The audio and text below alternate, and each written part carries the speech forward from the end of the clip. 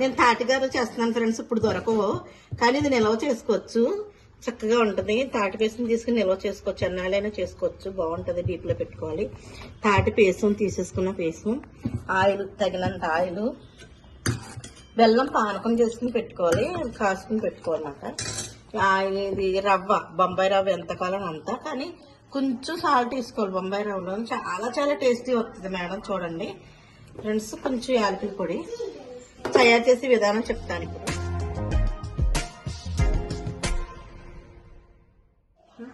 తయారు చేసే విధానం చెప్తున్నాను ఫ్రెండ్స్. కొంచెం సాల్ట్ వేయాలి, ఉక్కు రవ్వ, కొంచెం యాలకుల పొడి, కొంచెం నెయ్యి, ఉక్కు రవ్వ నెయ్యి వేయాలి. నెయ్యి వేసిన తర్వాత ఇది కలపాలి బాగా.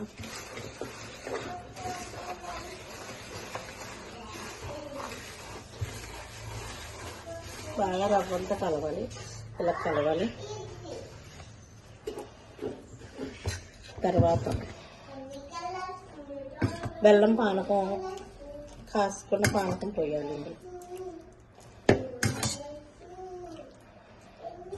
చాలా టేస్టీగా రావు.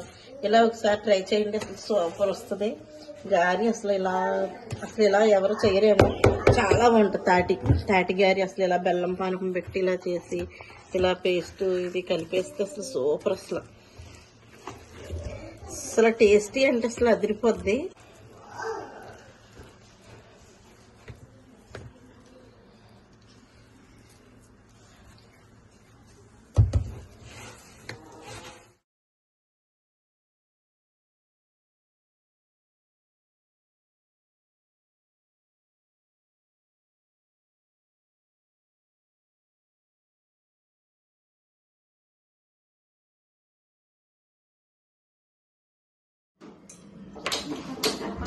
స్టార్ట్ చేస్తున్నానండి. పొయ్యి మీద బాగా పెట్టుకోవాలి, బాండి బాగా కావాలి. ఆయిల్ పోయాలి, తగినంత ఆయిల్ పోయాలి. ఆయిల్ బాగా వీటెక్కాలండి, బాగా వీటెక్కాలి. చేసుకోవాలండి చెయ్యి.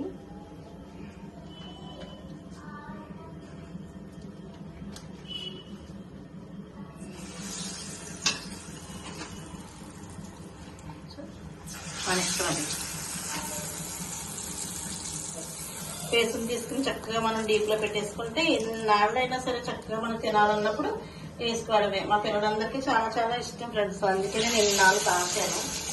ఇప్పుడు చేస్తున్నాను. చూడండి ఫ్రెండ్స్, దోరగా గారెలు ఎగిపోయి చక్కగా ఎగిరి చూడండి. జాయిగా ఒకటి తీసేసుకోవాలి.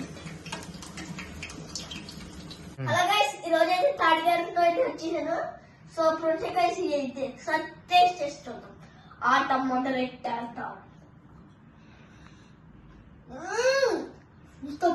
అమ్మ, ఏంటి గైస్ ఇంత దుర్పోతున్నా వంతుడు. గత 2 రోజుల దాకా అబ్బా ఫినిష్.